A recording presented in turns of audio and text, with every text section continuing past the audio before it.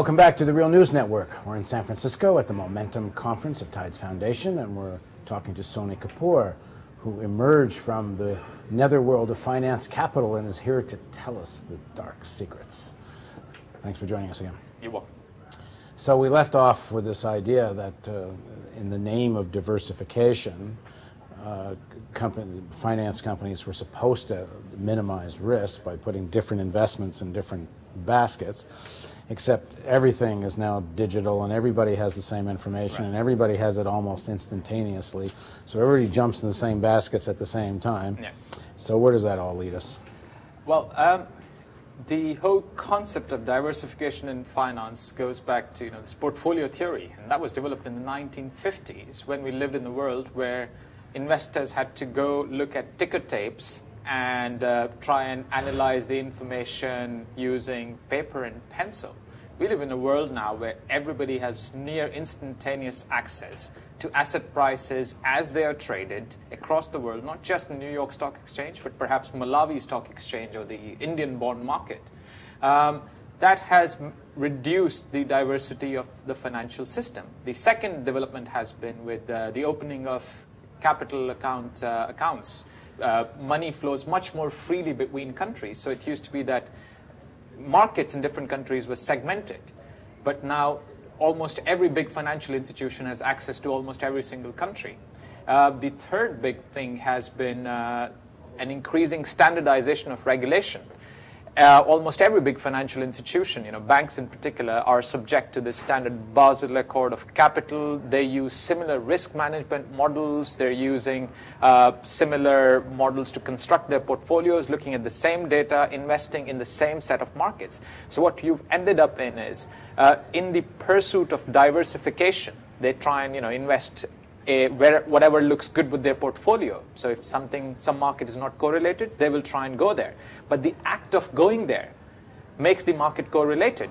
So the pursuit of diversification carried to its logical extreme will mean that every financial institution will be invested in every market in the world, will lead to uniformity. And while we are not quite there yet, but that's the direction which we have moved in. And that means that the financial system as a whole, because resilience comes from diversity, from having different points of view. So if somebody is buying, somebody else should be selling. If somebody is selling, somebody else should be buying. But now everybody wants to buy at the same time and sell at the same time. And the second problem with this is that if there's a shock in one particular market, let's say the Malawi Stock Exchange falls, if you're also invested in London real estate markets, that loss will generate some pressure for you to sell some other assets to reduce the risk. And you will start selling London real estate markets, which will lead to pressure to sell the New York Stock Exchange, and so on and so forth. So it infects disturbances and risk from one market segment to another, from one financial institution to the other. So the system as a whole has become extremely fragile and vulnerable because of all these developments. And if we go back to what you were saying in the first segment of the interview, so much of the global purchasing power now is being fueled by credit card and by debt. Yeah. This river of capital flow has underneath it a riverbed which is cracking. Absolutely. The second problem with that is because a lot of the asset prices right now, in the lead up to the crisis, have been inflated because of leverage, too much money floating around. It works very sharply to accelerate the movement downward. Let's say you put in $10,000 in a house and you take $90,000 mortgage and you have a $100,000 house. If the price goes up by $10,000, you end up with a $10,000 profit, and you're like, hey, that's 50% profit. But if you had only a $1,000 investment and $99,000 of mortgage, and you ended up with a $10,000 profit, that's 900% profit for you. So leverage magnifies profits, but it works the other way too. Let's say your house was worth $100,000 and the price fell by $10,000. You'd be wiped out if you had only $10,000 of skin in the game. And that's been the mortgage is now exactly worth more than your house. And this is true of banks, which had too little capital. It is true for households, which had too little skin in the game. They had too little equity, and there was massive amounts of mortgage equity withdrawals, which was being used to finance consumption. It was true of a lot of other assets which were invested in using very thin risk capital margins. So what we need is more risk capital, more equity, and less leverage, less debt.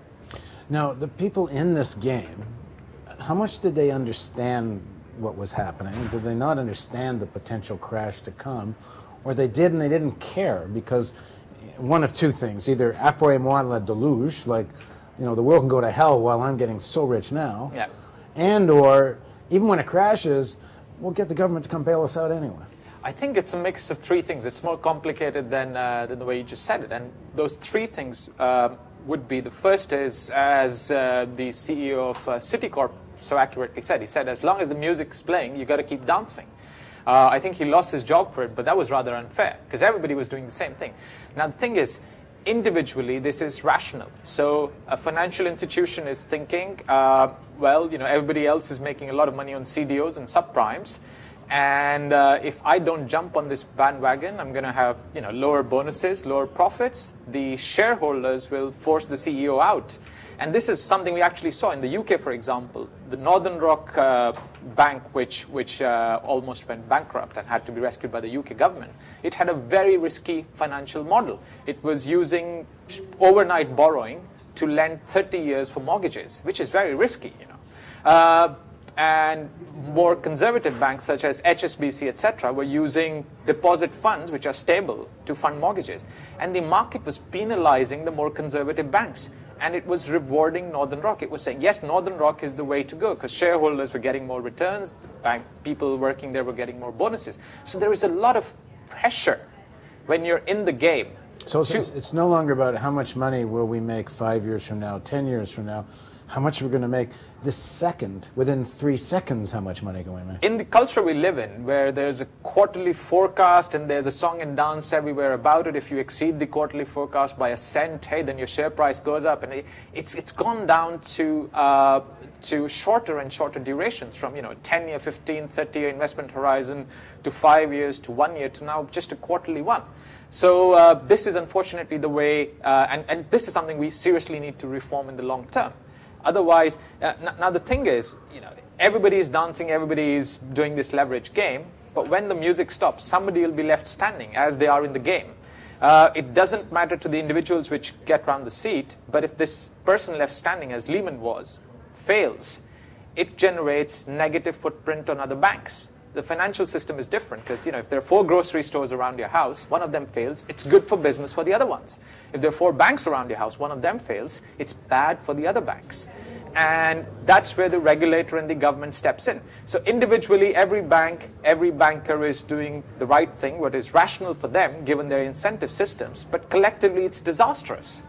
So in the next segment of our interview, let's talk about what's been done to, has it really going to fix the situation? Or are we just setting up a new game? Right. Like if we just put the chairs back and we're starting, has the music just started all over again? Right. So please join us as we discuss musical chairs on The Real News with Sony Kapoor.